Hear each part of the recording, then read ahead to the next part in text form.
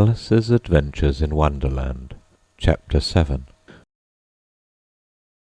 A Mad Tea Party. There was a table set out under a tree in front of the house, and the March Hare and the Hatter were having tea at it. A dormouse was sitting between them, fast asleep, and the other two were using it as a cushion, resting their elbows on it and talking over its head. "Very uncomfortable for the dormouse," thought Alice. "Only, as it's asleep, I suppose it doesn't mind." The table was a large one, but the three were all crowded together at one corner of it. "No room, no room," they cried out when they saw Alice coming. "There's plenty of room," said Alice indignantly, and she sat down in a large armchair at one end of the table. "Have some wine," the March Hare said in an encouraging tone. Alice looked all round the table, but there was nothing on it but tea. "I don't see any wine," she remarked. "There isn't any," said the March Hare. "Then it wasn't very civil of you to offer it," said Alice angrily. "It wasn't very civil of you to sit down without being invited," said the March Hare. "I didn't know it was your table," said Alice. "It's laid for a great many more than 3. "Your hair wants cutting," said the Hatter. He had been looking at Alice for some time, with great curiosity, and this was his first speech. "You should learn not to make personal remarks," Alice said with some severity. "It's very rude." The Hatter opened his eyes very wide on hearing this, but all he said was, "Why is a raven like a writing desk?" "Come, we shall have some fun now," thought Alice. "I'm glad they've begun asking riddles. I believe I can guess that," she added aloud. "Do you mean that you think you can find out the answer to it?" said the March Hare. "Exactly so," said Alice. "Then you should say what you mean," the March Hare went on. "I do," Alice hastily replied. "At least I mean what I say. That's the same thing, you know." "Not the same thing a bit," said the Hatter. "You might just as well say that I see what I eat is the same thing as I eat what I see."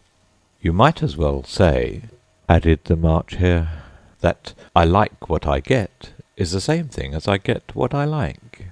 "You might as well say," added the Dormouse, who seemed to be talking in his sleep, "that I breathe when I sleep is the same thing as I sleep when I breathe." "It is the same thing with you," said the Hatter, and here the conversation dropped, and the party sat silent for a minute, while Alice thought over all she could remember about ravens and writing desks, which wasn't much. The Hatter was the first to break the silence. "What day of the month is it?" he said, turning to Alice. He had taken his watch out of his pocket, and was looking at it uneasily, shaking it every now and then, and holding it to his ear. Alice considered a little, and then said, "The 4th. "2 days wrong," sighed the Hatter. "I told you butter wouldn't suit the works," he added, looking angrily at the March Hare. "It was the best butter," the March Hare meekly replied. "Yes, but some crumbs must have got in as well," the Hatter grumbled. "You shouldn't have put it in with the bread knife." The March Hare took the watch and looked at it gloomily. Then he dipped it into his cup of tea and looked at it again, but he could think of nothing better to say than his first remark. "It was the best butter, you know." Alice had been looking over his shoulder with some curiosity. "What a funny watch," she remarked. "It tells the day of the month, and doesn't tell what o'clock it is."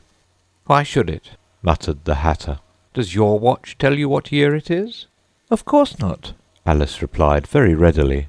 "But that's because it stays the same year for such a long time together." "Which is just the case with mine," said the Hatter. Alice felt dreadfully puzzled. The Hatter's remark seemed to have no sort of meaning in it, and yet it was certainly English. "I don't quite understand you," she said, as politely as she could. "The Dormouse is asleep again," said the Hatter, and he poured a little hot tea upon its nose. The Dormouse shook its head impatiently, and said without opening its eyes, Of course, just what I was going to remark myself." "Have you guessed the riddle yet?" the Hatter said, turning to Alice again. "No, I give it up," Alice replied. "What's the answer?" "I haven't the slightest idea," said the Hatter. "Nor I," said the March Hare. Alice sighed wearily. I do think you might do something better with the time, she said, than waste it in asking riddles that have no answers. If you knew time as well as I do, said the Hatter, you wouldn't talk about wasting it. It's him. I don't know what you mean, said Alice.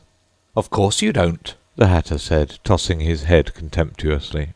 I dare say you never even spoke to time. Perhaps not, Alice cautiously replied.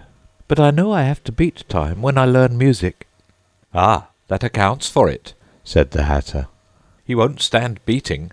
Now, if you only kept on good terms with him, he'd do almost anything you liked with the clock. For instance, suppose it were 9 o'clock in the morning, just time to begin lessons. You'd only have to whisper a hint to time, and round goes the clock in a twinkling. 1:30, time for dinner. I only wish it was, the March Hare said to itself in a whisper. That would be grand, certainly, said Alice thoughtfully. But then I shouldn't be hungry for it, you know. Not at first, perhaps, said the Hatter. But you could keep it to 1:30 as long as you liked. Is that the way you manage? Alice asked. The Hatter shook his head mournfully. Not I, he replied. We quarrelled last March, just before he went mad, you know. Pointing with his teaspoon at the March Hare. It was at the great concert given by the Queen of Hearts, and I had to sing Twinkle, Twinkle, Little Bat, How I Wonder What You're At. You know the song, perhaps? I've heard something like it, said Alice. It goes on, you know, the Hatter continued, in this way. Up above the world you fly, like a tea-tray in the sky. Twinkle, twinkle. Here the Dormouse shook itself and began singing in its sleep. Twinkle, twinkle, twinkle, twinkle, and went on so long that they had to pinch it to make it stop. Well, I'd hardly finished the first verse, said the Hatter, when the Queen jumped up and bawled out, He's murdering the time! Off with his head! How dreadfully savage! exclaimed Alice. And ever since that, the Hatter went on in a mournful tone, he won't do a thing I ask. It's always 6 o'clock now. A bright idea came into Alice's head. Is that the reason so many tea things are put out here? she asked. Yes, that's it, said the Hatter with a sigh. It's always tea time, and we've no time to wash the things between whiles. Then you keep moving round, I suppose, said Alice. Exactly so, said the Hatter, as the things get used up. But what happens when you come to the beginning again? Alice ventured to ask. Suppose we change the subject, the March Hare interrupted, yawning. I'm getting tired of this. I vote the young lady tells us a story. I'm afraid I don't know one, said Alice, rather alarmed at the proposal. Then the Dormouse shall, they both cried. Wake up, Dormouse! And they pinched it on both sides at once. The Dormouse slowly opened his eyes. I wasn't asleep, he said in a hoarse, feeble voice. I heard every word you fellows were saying. Tell us a story, said the March Hare. Yes, please do, pleaded Alice. And be quick about it, added the Hatter, or you'll be asleep again before it's done.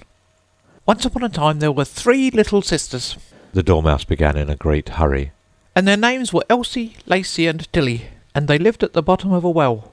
What did they live on? said Alice, who always took a great interest in questions of eating and drinking. They lived on treacle, said the Dormouse, after thinking a minute or two. They couldn't have done that, you know, Alice gently remarked. They'd have been ill. So they were, said the Dormouse. Very ill. Alice tried to fancy to herself what such an extraordinary way of living would be like, but it puzzled her too much, so she went on, But why did they live at the bottom of a well? Take some more tea, the March Hare said to Alice, very earnestly.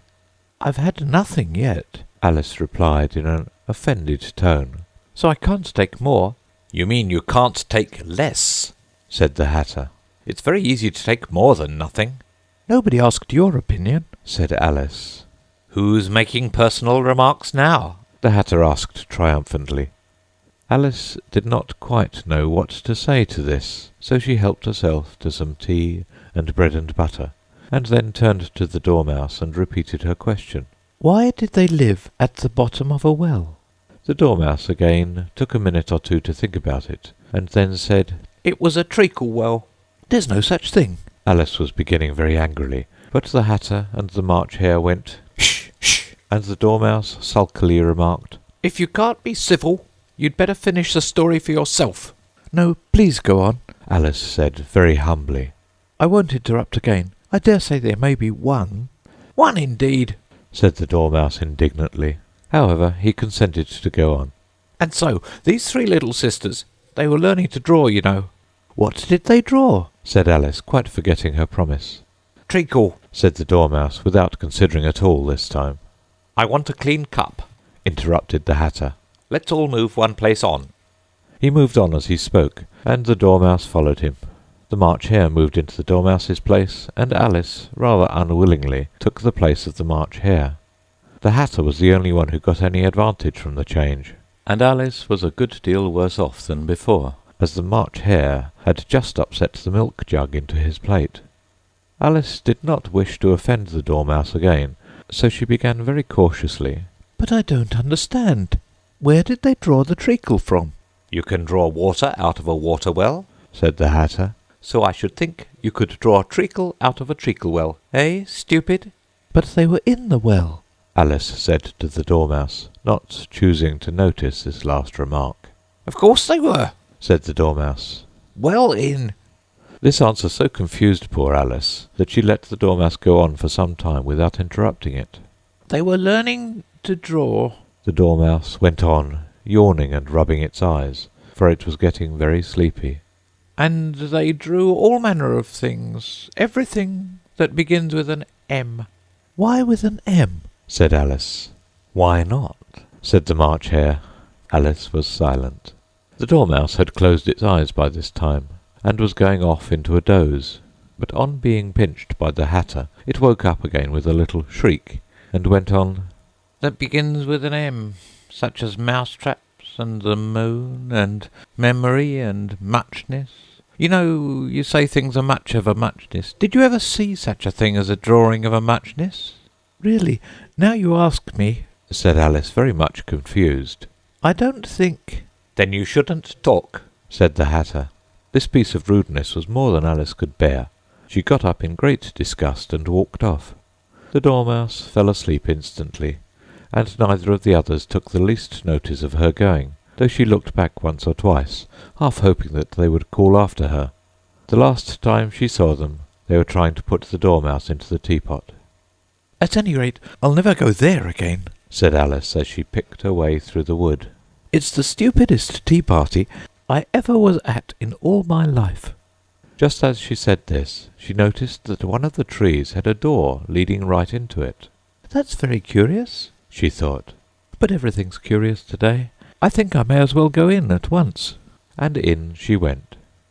Once more she found herself in the long hall, and close to the little glass table. Now I'll manage better this time, she said to herself, and began by taking the little golden key and unlocking the door that led into the garden. Then she went to work nibbling at the mushroom. She had kept a piece of it in her pocket, till she was about a foot high. Then she walked down the little passage, and then she found herself at last in the beautiful garden, among the bright flower beds and the cool fountains.